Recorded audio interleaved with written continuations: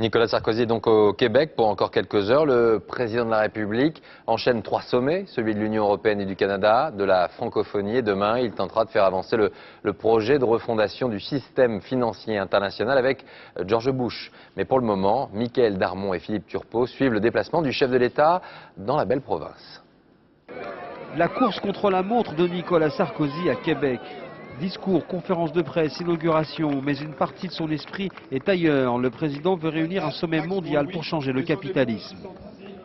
Enfin, il me semblerait quand même étrange, pardon de le dire, de faire un sommet sur les questions financières et monétaires sans la Chine. Quand même étrange, sans l'Inde. Et puis, bien sûr, il se pose une question. Sans doute faut-il un pays arabe. Une visite rapide mais intense. Au Parlement, il revient à sa manière sur la polémique sur son passage éclair au Québec. J'aime votre art de vivre,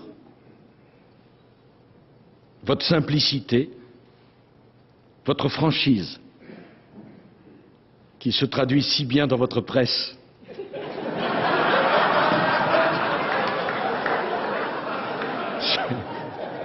Bon, c'était pas dans le discours, mais...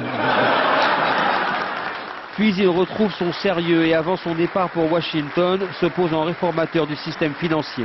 Oui, je vous appelle à en finir avec un capitalisme financier obsédé par la recherche effrénée du profit à court terme. Il faut réintroduire dans l'économie une éthique, des principes de justice, une responsabilité morale et sociale. À Camp David, Nicolas Sarkozy va chercher à convaincre George Bush d'organiser un sommet entre le 21 et le 23 novembre à New York. Mais pour l'instant, la partie n'est pas gagnée. Cette information révélée